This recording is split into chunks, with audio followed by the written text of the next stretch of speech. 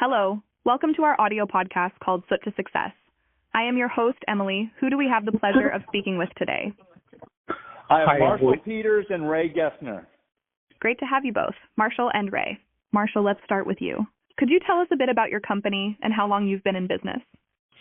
Well, actually, I'm not in business anymore, per se. I did start a chimney sweeping company in 1990 and ran that for well over 20 years, and then moved into my real passion, which was education and loving chimney sweeps.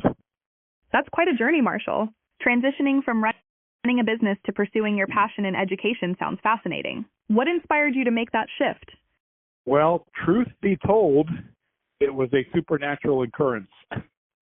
I woke up one morning. I'm really curious now. What did you hear that morning? I heard in my spirit that I needed to leave what I was doing and that I specifically would be doing education. And I received a complete download of the program, of what it was going to be called, logos, information, websites, manuals, conventions, etc. It was instantaneous. And I told my wife immediately, and with a panicked but peaceful look, she's like, "Would you say all that again?" I can imagine that must have been quite a moment for both of you. How did your wife react once she processed everything? She was encouraging because we'd been married for, 25, 30 years, 30 years at that point. And she knew I was entrepreneurial in my heart. I don't know that she understood the significance of the supernatural bit of it and came to realize that, but it wasn't out of my personality. It was in my sphere of how I generally reacted with life. I was always full of ideas. And so this was in some ways another idea, but it also deep inside her hit as the right thing for us to do. It sounds like she really trusted your instincts and supported your vision. That's such a beautiful partnership. How did you go about turning that vision into reality?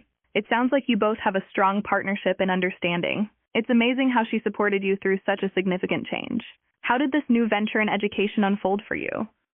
Well, I met with several people, and I met with a trusted individual in the Chimney Sweep Guild who was also in education a long time before I was.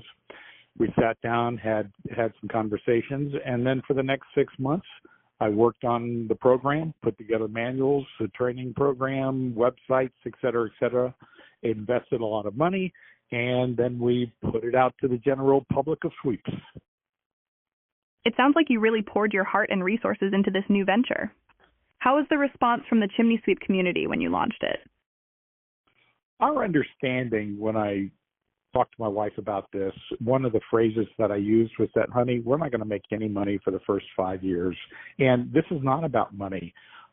It is about loving and serving the sweeps and obeying the God who loved me so much that I was willing to absolutely trust that his plan for my life was going to be best. So with that understanding, it took probably 3 years for us to eventually be received. Obviously, there were some early adopters who understood the program. The heart was really amazed by the instructions and found them helpful for their own sweeps, loved our philosophy of education and how we did that, and were able to take the average sweep and actually bring them up to a minimal education level far quicker than any other program they'd experienced. So we had a lot of early adopters who were very happy. But as far as the general sweep world, we were embarking in a place we were not welcomed. And it took some time, but it was okay. It wasn't about, or I wasn't about being accepted. I was about obeying a vision and a calling that I felt like we had received. That's truly inspiring, Marshall. Your dedication to your vision and the impact it had on the community is remarkable. It's amazing how you stayed true to your calling despite initial challenges. How did things evolve after those first few years? Things really evolved when we began to do a couple things. I began on Sunday nights to write a newsletter, actually just a word of encouragement to chimney sweeps. I tried to keep it very short, very very specific and something that they could use called the Sunday encouragement.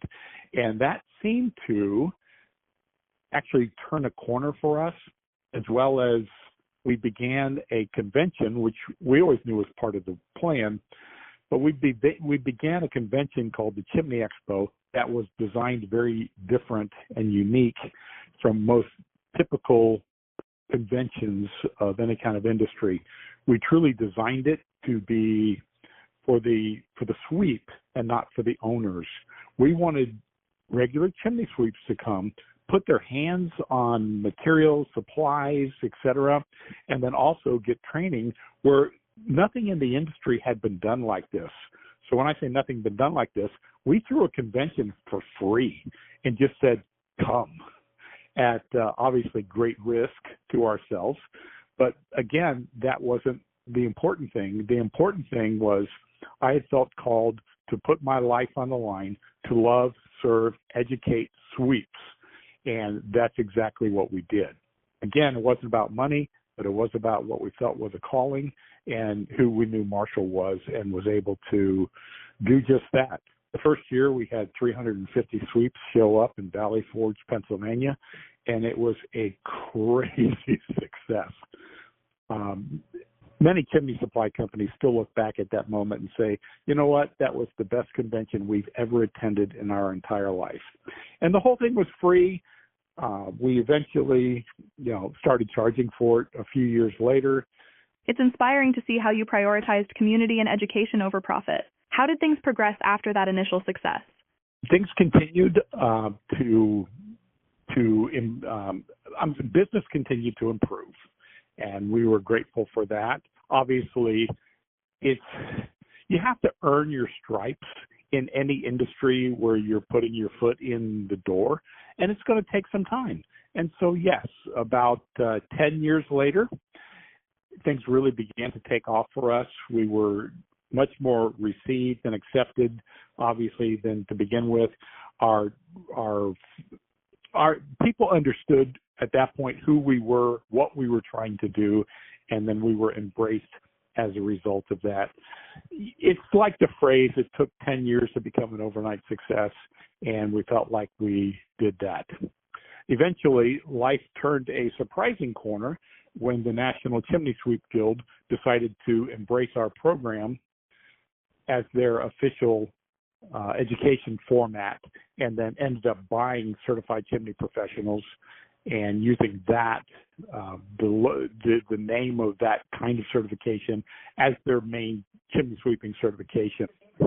They then did the thing that we'd always wished, which was had our program accredited, which was a huge step in the chimney industry. And I, for one, could not have been more thrilled to be a part of that transition, to continue to embrace a whole new round of chimney sweeps now that we were part of the National Chimney Sweep Guild. That's an incredible milestone, Marshall. Your dedication truly paid off and made a lasting impact on the industry. How did it feel to see your vision become such an integral part of the chimney sweep community? Well, obviously, we're thrilled in I bet. in the lives that we touched, and probably for the rest of my life, there will be men who will, and women, wives, families who will come and go, Marshall, thank you so much, because you set my life and my education and chimney sweeping in a whole new direction for me. My family's prospered because of that. Those kind of kudos and attaboys are always warmly received and welcomed.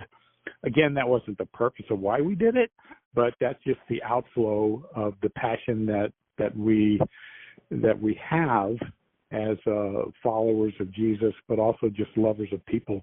And yes, I'm going to carry that with me for the entire rest of my days, and I'm thrilled. Actually, it was a very difficult thing to retire and choose to retire 2 years ago from that specific part, but we still participate in the industry.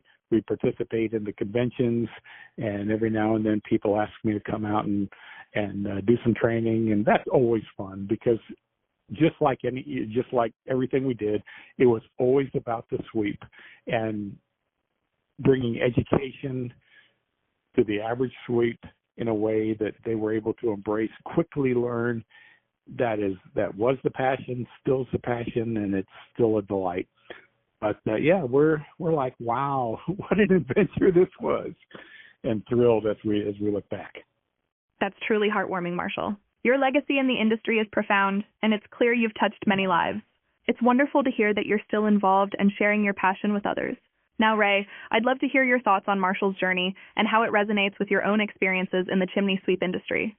So I think Marshall Peters has probably done more for the chimney sweep industry than anybody in the country, period. He has brought so many chimney sweeps to education, and there's a Bible verse that says, freely you are given, freely you shall give. He not only gave freely, but however, he also brought so many chimney sweeps to Jesus. He brought a country of chimney sweeps to Jesus. So I believe that God and Jesus are upstairs looking at him saying, yes, I gave you that vision, and you did exactly what I wanted you to do. And then after his journey was done, he took the folded up baton of this beautiful creation that he had, and he gave it to National Chimney Sweep Guild to carry that torch forever. So I am very, very impressed and honored to be one of the first ones. As a matter of fact, here's something that's interesting. In 2013, I signed up for the Certified Chimney Professional stuff. And Marshall emailed me 2 full PDF catalogs of the Certified Chimney Professional Manual and then the Certified Chimney Professional Installer of Liners. And I said to him, Marshall, why are you sending me these 2 PDFs? I have a big company. I'm going to share them with all of my employees, and you're not going to get any money or credit for them. And nobody said to me, freely. You can share them freely. And I'm like, my gosh, that dude is insane. He is so touched and blessed by God that I'm so happy for him, and I'm happy to call him a friend. You did a great job, Marshall. I'm so proud of you. That's such a heartfelt acknowledgement, Ray. It's clear that Marshall's generosity and vision have left a lasting impact on the industry and those around him. Thank you both for sharing these incredible stories with us today. Let's dive back into our conversation, Marshall. What's one of the biggest challenges you faced in your journey? Well, before I mention that, I do want to say that I didn't just give it to the Guild. They willingly bought the program, just for the record. Got it, Marshall. Can you repeat your question? Of course. What's one of the biggest challenges you faced in your journey, and how did you overcome it? Well, here's the problem, and my wife told me this. I run a better charity than I do a business. Ultimately, I'm not a business guy, but running a business proved to be difficult at best. I mostly prayed and listened to Papa and asked for directions. So I'm not the business guy.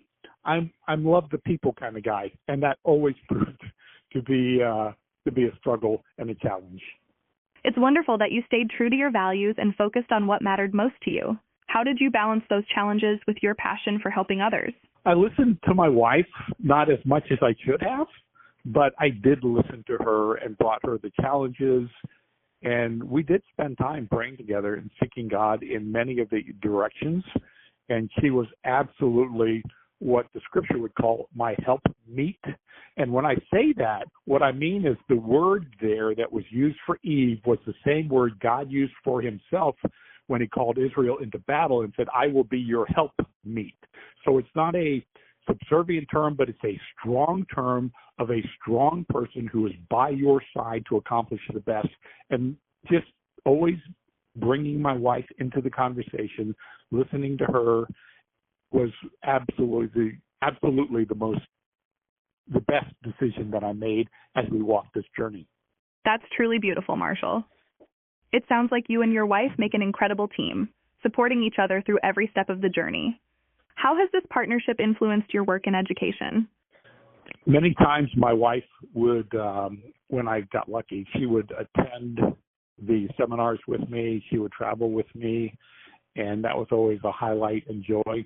And it brought reality in many ways to the guys because she became the business owner of the business I had established, a business called Top Hat Chimney in State College. She began to run that company and had done that for more than a decade. But in the midst of that, she would meet with office staff of any company we happened to be at. She would also speak to the sweeps in a super knowledgeable way, communicating ideas that I was unable to, or more specifically, she would usually interpret something I had just said to the sweep where they could understand it. So she was just invaluable in the fullness and flavor that she brought into our meetings, and then also during free time, before, after. My goodness, some of the best things that happened were Barb getting a chance to speak with, meet, joke with, and then encourage sweeps just like I was trying to do. So we really were a team that was a productive team where we bounced each other's strengths. Not that we gave each other the freedom to use our strengths. And then we watched God do amazing things in the midst of our humanity. That's truly inspiring, Marshall. Your partnership with your wife sounds like a beautiful blend of strengths and support. It's amazing how you both complemented each other and made such a positive impact together. Now let's hear from Ray again. Ray, do you have any thoughts on the importance of partnerships in business? I tell you what, he's got a great wife, and Barb is awesome. I too have a great wife. Her name is Kelly. And there's a saying in life that behind every great man is a woman. And so it's my advice to anybody in this world is, one, you find out who your woman is, and then you love her. And if you feel as though that she's not giving the encouragement you need, then work on yourself first. You can't fix your partner. You've got to fix yourself. So if you learn how to love your wife, then your wife is automatically going to come back and love you. And that's why Marshall is such a great leader, because he loves his wife so much. That's such valuable advice, Ray. It's clear that strong partnerships and mutual support can make a world of difference in both personal and professional life. Thank you for sharing that insight. Marshall, let's continue with our conversation. What advice would you give to someone looking to follow their passion like you did? Oh, wow. That is such a difficult question. I don't want to bring it back to my wife again, but I have to, because, our understanding of as we walk with Papa, the person I call God, as we walk with Papa, is if my wife is not on the same team with me, then that's a red flag that I'm probably out of bounds. And so, number one, listen to your wife if you're married. Other than that, obviously, the normal things. Do your homework. Is it something that is a wild goose chase, or you got a hair up your butt, or is this something that is really going to meet a need, and pursue it from that direction? Hey, Emily, thanks a lot. I appreciate it. Hey, Marshall. So thank you for all this stuff, by the way. I just wanted to let you know that the whole industry wants to thank you. So, how you been? Been good. Let me. I'm reflecting back on some things that were said, and I think we both understand that. You know what, Ray? For both of us, so many people are the pathfinders and have influenced the industry in such an amazing way. I got to play a tiny part in this journey that we call the chimney sweeping family, and that's how I consider it. I played my part, and if you've been given XYZ and you do XYZ, there actually is little faith and credit to that. It's just good for him. He touched those who he was supposed to. He touched the industry where he was supposed to, and we kind of leave it at that, because so many other men and women and families gave up so much more, and in my opinion, influenced our chimney sweeping family so much more than Marshall ever could, did, dreamed of, et cetera, et cetera. Well, I'll be honest with you. You made it pretty clear to people how much you love Jesus. And I mean, I loved it because I was like that guy. In my own business, as a matter of fact, I did this podcast, and there's a Christian fish on the podcast, and a guy, he made a note like, why is there a Christian fish on the podcast? I felt like telling him, because it's not my podcast. It's not my business. It's not my stuff. Everything is all his, and we're just managers of it. So it's so awesome that you got to bring the education to the chimney field, but throughout the whole time you were scattering seeds of Christ all the way through it. And I was just so amazed, and I was so impressed. And that's what really got me. So thank you for that. Jesus talks about that. I came to give you life in abundance. And if I can make their chimney sweeping world better, but their life sucks, I don't think I've done my job, because I have so much more to give them so that their life will be blessed, their marriage will be blessed, their kids will be blessed. Why? I have to give that part of it too. Because, yay, they have this multi-business, but they're going to end up in divorce. They're going to end up devastated. Yeah, I have to share the joy and pathways to life as we share the NFPA 211 and good chimney sweeping practices, et cetera, et cetera. So fortunately, since I was, quote unquote, the boss, I had the freedom to do that and was willing and glad to suffer any repercussions because of that. No big deal. But yeah, it's a complete calling. It's just you being a sheep, and a good sheep, and sharing what it is to be a sheep with others. And so many men took us up on that. One of the very best parts of this whole journey, Ray, was when Barb and I would be in a booth at a convention, and we would have a lady walk up to us, and she would talk to my wife because she felt safe. She'd point. I'd see her pointing at me, and she would ask my wife, "Is that the guy who wrote the Sunday encouragements?" And my wife would say, "Yeah, that's Marshall. He's just he's my husband. He's just a regular knucklehead." And the wife would go, "My husband would never tell you this, but he considers your husband his pastor. He will never go to a church, but your husband has inspired him to walk with God in a way that has reaped, however they would say it, in a way that has reaped so much blessing in our family, has made him a better husband," or et cetera, et cetera. And we have hundreds of those stories, Ray, of people coming up and saying, "Did Marshall write those? You would not have any idea of how my husband views him and what he's produced in our life." And, that's just God's goodness. And so, yeah. And here's one other little secret. I asked God how I was supposed to grow Certified Chimney Professionals, and he said, "Write a Sunday encouragement." And I said, "What's that?" And he goes, "Every Sunday night I want you to write a word of hope. Sometimes it'll be about business. Sometimes it'll be about codes. Sometimes it'll be about marriage. And I want you to be honest enough to bleed in front of people and tell your stories raw, truthful, honest, but also encourage people. And over the course of the year, you'll deal with business. You'll deal with code. You'll deal with family. You'll deal with being a servant leader. You'll deal with being a good husband and a lover of your spouse, et cetera, et cetera." And actually, that, Ray, is what grew Certified Chimney Professionals. Oh, that's great. Let me tell you something interesting. So there's a whole bunch of Bible verses. That's Old Testament, not that much New Testament, because Jesus came down and he took all the laws and erased them essentially. But tithing, in other words, given to God.